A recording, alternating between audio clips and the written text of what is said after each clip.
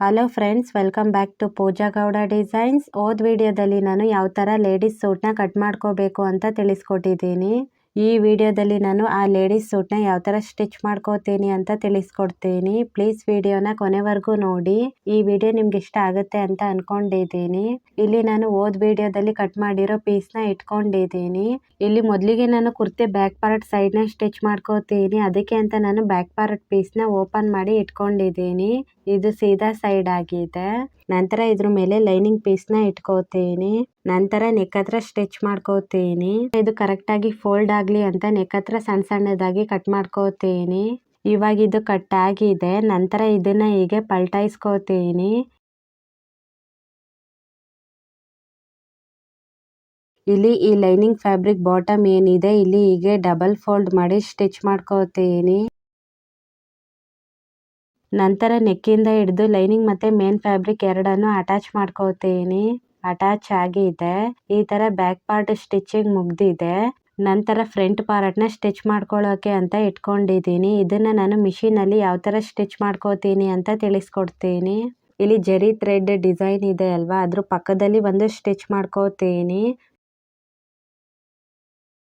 ಈ ತರ ಸ್ಟಿಚ್ ಮಾಡ್ಕೊಂಡ್ರೆ ಡಿಸೈನ್ ನೆಕ್ ಪಾರ್ಟ್ ಕರೆಕ್ಟ್ ಆಗಿ ಸ್ಟಿಚ್ ಆಗುತ್ತೆ ಅಂತ ಈ ತರ ಸ್ಟಿಚ್ ಮಾಡ್ಕೋತಿದ್ದೀನಿ.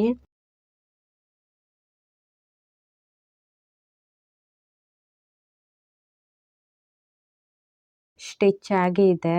ನಂತರ ಇದ್ರ ಮೇಲೆ ಲೈನಿಂಗ್ ಪೀಸ್ನ ಇಟ್ಕೋತೀನಿ. ನಂತರ ಈ ಸ್ಟಿಚಿಂಗ್ ಮಾರ್ಕ್ ಏನ್ ಕಾಣಿಸ್ತಿದೆ ಈ ಕಡೆ ಬರೋ ಹಾಗೆ ಪಲ್ಟಾಯಿಸ್ಕೋತೀನಿ. ಇವಾಗ ಈ ಸ್ಟಿಚಿಂಗ್ ಮೇಲೆ ಮತ್ತೆ ಸ್ಟಿಚ್ ಮಾಡ್ಕೋತೀನಿ. ಈ ತರ ಸ್ಟಿಚ್ ಮಾಡ್ಕೊಂಡ್ರೆ ನೀಟಾಗಿ ಜರಿ ಥ್ರೆಡ್ ಡಿಸೈನ್ಗೆ ಕರೆಕ್ಟ್ ಆಗಿ ನೆಕ್ ಶೇಪ್ ಬರುತ್ತೆ. ಅದಕ್ಕೆ ನಾನು ಮೊದಲೇ ಜರಿ ಥ್ರೆಡ್ ಪಕ್ಕ ಒಂದು ಸ್ಟಿಚ್ ಮಾಡ್ಕೊಂಡಿದ್ದು.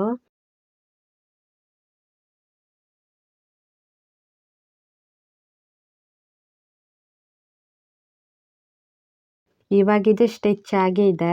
ಇವಾಗ ಇದನ್ನ ಲೈನಿಂಗ್ ಕಡೆ ತಿರ್ಗಿಸ್ಕೊಂಡು ಇದನ್ನ ಪಲ್ಟಾಯಿಸ್ಕೋತೀನಿ. ಪಲ್ಟಾಯಿಸ್ಕೊಂಡಾಗ ಈ ತರ ಕಾಣುತ್ತೆ.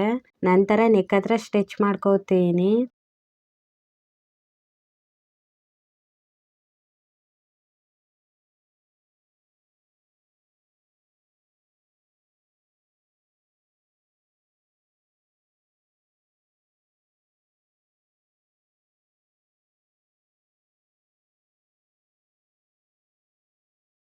ಇವಾಗ ಶೋಲ್ಡರ್ ಇಂದ ಹಿಡಿದು ಹೀಗೆ ಸುತ್ತ ಲೈನಿಂಗ್ ಮತ್ತೆ ಮೇನ್ ಫ್ಯಾಬ್ರಿಕ್ ಎರಡನ್ನು ಅಟ್ಯಾಚ್ ಮಾಡ್ಕೋತೀನಿ.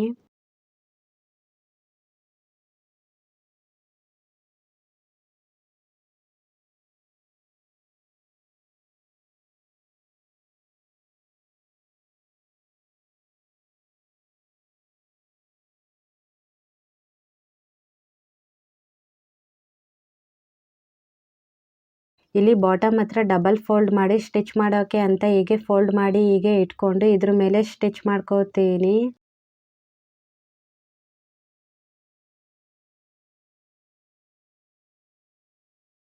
ಹೀಗೆ ಈ ಕಡೆ ಶೋಲ್ಡರ್ ಇಂದ ಕೂಡ ಮತ್ತೆ ನಾನು ಸ್ಟಿಚ್ ಮಾಡಿ ಎರಡನ್ನು ಅಟ್ಯಾಚ್ ಮಾಡ್ಕೋತೀನಿ.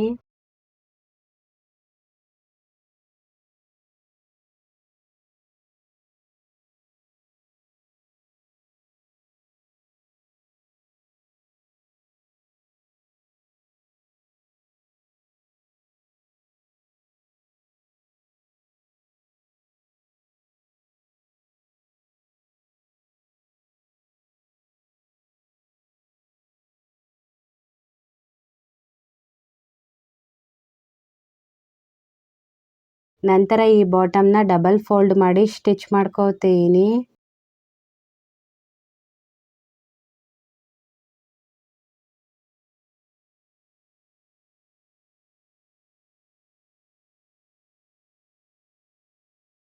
ಸ್ಟಿಚ್ ಆಗಿದೆ. ಈ ತರ ಫ್ರಂಟ್ ಪಾರ್ಟ್ ಸ್ಟಿಚ್ ಆಗಿದೆ. ನಂತರ ಇದ್ರ ಮೇಲೆ ಬ್ಯಾಕ್ ಪಾರ್ಟ್ ನ ಇಟ್ಕೊಂಡು ಶೋಲ್ಡರ್ ಹತ್ರ ಅಟ್ಯಾಚ್ ಮಾಡ್ಕೋತೀನಿ. ಶೋಲ್ಡರ್ ಅಟ್ಯಾಚ್ ಆಗಿದೆ. ಜೊತೆಗೆ ಸ್ಲೀವ್ ನ ಕೂಡ ಇಟ್ಕೊಂಡಿದ್ದೀನಿ. ಇಲ್ಲಿ ಫ್ರಂಟ್ ಸೈಡ್ ಬರೋ ಹಾಗೆ ಬ್ಯಾಕ್ ಸೈಡ್ ಬರೋ ಹಾಗೆ ಇಟ್ಕೊಂಡಿದ್ದೀನಿ. ಇವಾಗ ಇದನ್ನ ಹೀಗೆ ಉಲ್ಟಾ ಇಟ್ಕೊಂಡು ಸ್ಟಿಚ್ ಮಾಡ್ಕೋತೀನಿ. ಈ ಬಾಟಮ್ ಸ್ಲೀವ್ ಡಿಸೈನ್ ಸ್ಟಿಚಿಂಗ್ ಏನಾದರೂ ಬೇಕಾದರೆ ಇದೇ ಸೂಟಲ್ಲಿ ನಾನು ಟ್ರೌಸರ್ ಪ್ಯಾಂಟ್ನ ಸ್ಟಿಚ್ ಮಾಡಿದ್ದೀನಿ. ಆ ವಿಡಿಯೋದಲ್ಲಿ ಪೂರ್ತಿಯಾಗಿ ನಾನು ತಿಳಿಸ್ಕೊಟ್ಟಿದ್ದೀನಿ. ಇದೇ ಥರ ಈ ಕಡೆ ಸೈಡ್ ಸ್ಲೀವ್ನ ಕೂಡ ಸ್ಟಿಚ್ ಮಾಡ್ಕೋತೀನಿ. ಪ್ಲೀಸ್ ಹೋಗಿ ಆ ಟ್ರೌಸರ್ ವಿಡಿಯೋನ ಕೂಡ ನೋಡಿ. ಇಲ್ಲಿ ಕುರ್ತಿಗೆ ಸ್ಲೀವ್ ಅಟ್ಯಾಚ್ ಆಗಿದೆ. ನಂತರ ನಾನು ಸೈಡ್ನ ಕೂಡ ಇಲ್ಲಿ ಮಾರ್ಕ್ ಮಾಡ್ಕೊಂಡಿದ್ದೀನಿ. ಇವಾಗ ಇದನ್ನ ಹೀಗೆ ಇಟ್ಕೊಂಡು ಹಿಪ್ ಮೆಜರ್ಮೆಂಟ್ ವರೆಗೂ ಸ್ಟಿಚ್ ಮಾಡ್ಕೋತೀನಿ.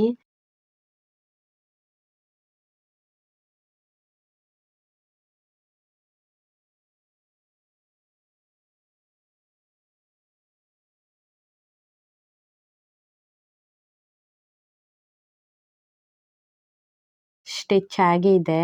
ಈ ಕಡೆ ಕೂಡ ಸೇಮ್ ಇದೇ ತರ ಸ್ಟಿಚ್ ಮಾಡ್ಕೋತೀನಿ.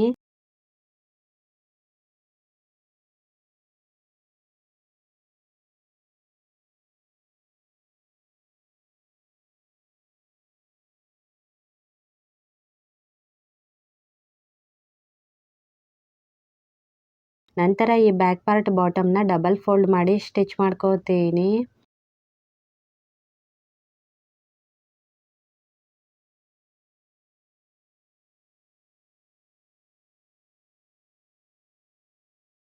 ಈ ತರ ನೀಟಾಗಿ ಬ್ಯಾಕ್ ಪಾರ್ಟ್ ಬಾಟಮ್ ಸ್ಟಿಚ್ ಆಗಿದೆ. ನಂತರ ಇಲ್ಲಿಂದ ಮುಂದೆ ಸೈಡ್ನ ಸ್ಟಿಚ್ ಮಾಡ್ಕೊಳ್ಳೋದನ್ನ ತಿಳಿಸ್ಕೊಡ್ತೀನಿ. ಇದು ಕಾಟನ್ ಪೀಸ್ ಆಗಿರೋದ್ರಿಂದ ಇಲ್ಲಿಂದ ಹೀಗೆ ಕೈಯಲ್ಲೇ ಒಂದು ಫೋಲ್ಡ್ ಮಾರ್ಕ್ ಮಾಡ್ಕೋತೀನಿ.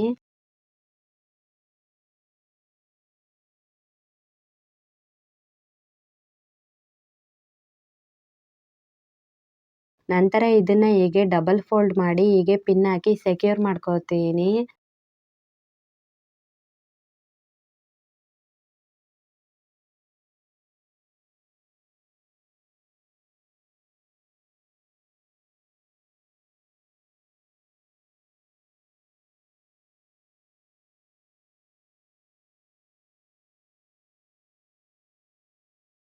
ಈ ತರ ಪಿನ್ ಹಾಕೊಂಡಾಗ ನೀಟಾಗಿ ಬಂದಿದೆ.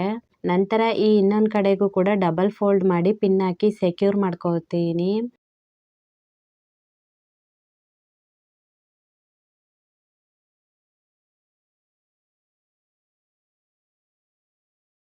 ಈ ತರ ಪಿನ್ ಹಾಕಿ ಸೆಕ್ಯೂರ್ ಮಾಡ್ಕೊಂಡ್ರೆ ನೀಟಾಗಿ ಬೇಗ ಸ್ಟಿಚ್ ಮಾಡ್ಕೋಬಹುದಾಗಿರುತ್ತೆ.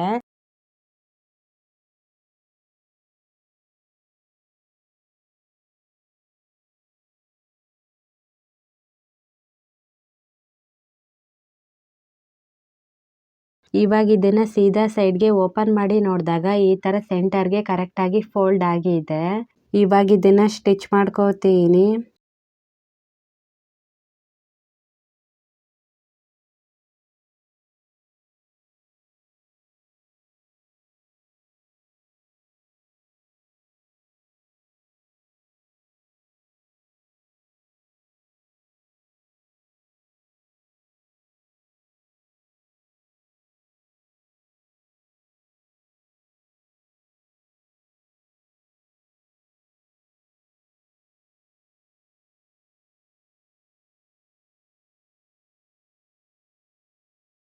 ಈ ತರ ನೀಟಾಗಿ ಸೈಡ್ ಫಿನಿಶ್ ಆಗಿದೆ. ಬೇಕು ಅಂದ್ರೆ ಈ ಕಡೆ ತುದಿಗೂ ಕೂಡ ಸ್ಟಿಚ್ ಮಾಡ್ಕೋಬಹುದಾಗಿರುತ್ತೆ. ಇದೇ ತರ ಈ ಕಡೆ ಸೈಡ್ನ ಕೂಡ ಸೇಮ್ ಇದೇ ತರ ಫೋಲ್ಡ್ ಮಾಡಿ ಸ್ಟಿಚ್ ಮಾಡ್ಕೋತೀನಿ. ಈ ತರ ಸೈಡ್ ಮತ್ತೆ ಬಾಟಮ್ ಸ್ಟಿಚ್ ಆಗಿದೆ. ನಿಮ್ಗೇನಾದ್ರೂ ಈ ಲೇಡೀಸ್ ಸೂಟ್ ಸ್ಟಿಚಿಂಗ್ ಇಷ್ಟ ಆದ್ರೆ ಪ್ಲೀಸ್ ನನ್ನ ಚಾನಲ್ಗೆ ಲೈಕ್ ಮಾಡಿ, ಶೇರ್ ಮಾಡಿ, ಜೊತೆಗೆ ಸಬ್ಸ್ಕ್ರೈಬ್ ಕೂಡ ಮಾಡ್ಕೊಳ್ಳಿ. ಇದೇ ತರ ಕನ್ನಡದಲ್ಲಿ ಇನ್ನೂ ಜಾಸ್ತಿ ವಿಡಿಯೋಸ್ ಮಾಡ್ತಾ ಇರ್ತೀನಿ. ಪ್ಲೀಸ್ ನನಗೆ ಸಪೋರ್ಟ್ ಮಾಡಿ. ನನ್ನ ವಿಡಿಯೋ ನೋಡಿದ್ದಕ್ಕೆ ತುಂಬ ಥ್ಯಾಂಕ್ಸ್ ಫಾರ್ ವಾಚಿಂಗ್.